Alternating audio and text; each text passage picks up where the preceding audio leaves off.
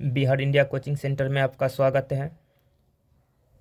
आज हम लोग इतिहास का लेक्चर नंबर प्रथम पढ़ेंगे, जिसमें हम लोग जानेंगे इतिहास का वर्गीकरण के बारे में। तो चलिए बिना किसी रुकावट के शुरू करते हैं। तो इतिहास का जनक किसे कहा जाता है? हेरोडोटस को। इतिहास का जनक कौन है? हेरोडोटस।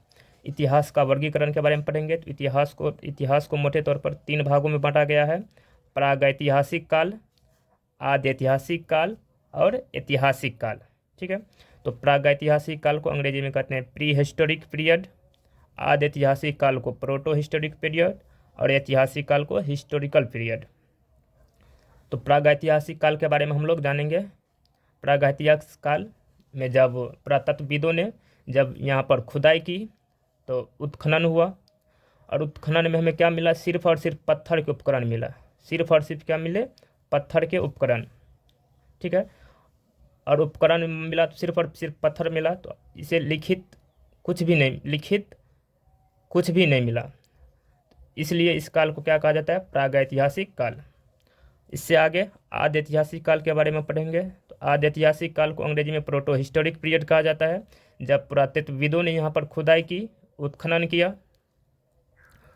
तो लिखित तो मिला साक्ष्य, लेकिन किंतु उसे पढ़ा नहीं जा सका। लिखित मिला लेकिन पढ़ा नहीं जा सका। किस काल में? तो आद्य ऐतिहासिक काल में।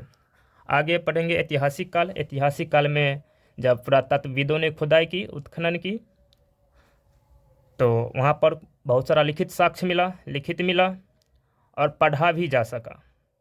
ठीक है। किस काल में? ऐतिहासिक काल में। तो इतिहास काल को मोटे तौर पर 3 भागों में बांटा हमने: प्रागैतिहासिक काल, आद्य ऐतिहासिक काल और ऐतिहासिक काल। प्रागैतिहासिक काल में लिखित कुछ भी नहीं मिला, आद्य ऐतिहासिक काल में लिखित मिला और पढ़ा भी जा सका, ऐतिहासिक काल में लिखित भी मिला, पढ़ा भी जा सका। अब इससे आगे प्रागैतिहासिक काल को 3 भागों में बांटे हैं: पहला पुरापाषाण काल, मध्यपाषाण काल और नवपाषाण काल। पुरापाषाण काल को अंग्रेजी में कहते हैं पेलियोलिथिक एज, मध्यपाषाण को कहते हैं मिसोलिथिक एज और नवपाषाण को कहते हैं न्यूलिथिक एज।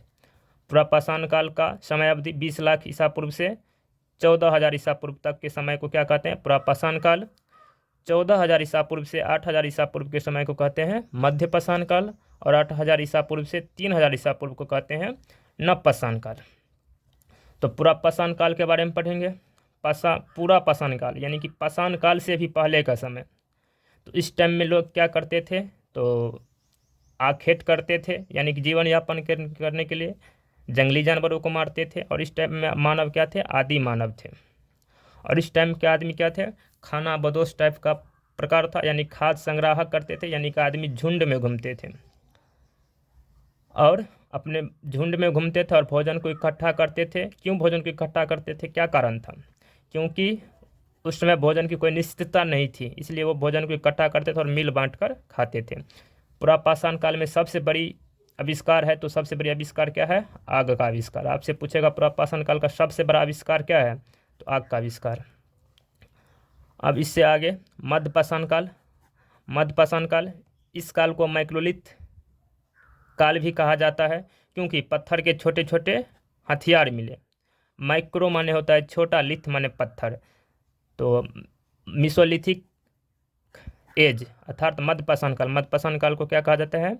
मैक्रोलिथ एज। क्यों? क्योंकि इसमें छोटे छोटे पत्थर के उपकरण मिले, औजार मिले।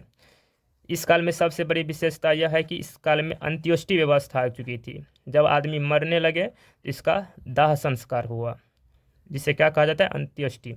अब नवपाषाण काल में देखिए, मध्यपाषाण काल, पहले मध्यपाषाण काल के बारे में देखते हैं। तो मध्यपाषाण काल में क्या हुआ? थोड़ा सा वातावरण में परिवर्तन हुआ, जलवायु धीरे धीरे गर्म होने लगी, जिससे जीवों को पनपने के लिए वह जलवायु अनुकूल मिला, जिससे नए नए घास उगने लगे। कृषि के लिए जलवायु उपलब्ध जलवायु हो गया, जिसके कारण कृषि की उपज होने लगी ज़्यादातर, पशुपालन पलने लगे, लोग अब अस्थायी निवास रहने लगे।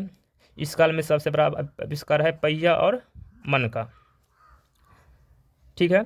अब इससे हम लोग आगे पढ़ेंगे, तिथियों का मतलब जानेंगे। बीसी और एंड एडी। तो बीसी यानी बिफोर क्राइस्ट, ईसा पूर्व हिंदी में कहते हैं। ईसा मसीह के जन्म से पहले का समय को बीसी कहा जाता है। और एडी एनो डोमिनी, ईसा मसीह के जन्म के वर्ष से समय को क्या कहता है, एडी। जैसे मान लीजिए किसी का जन्म 563, जैसे गौतम बुद्ध का जन्म, गौतम बुद्ध का जन्म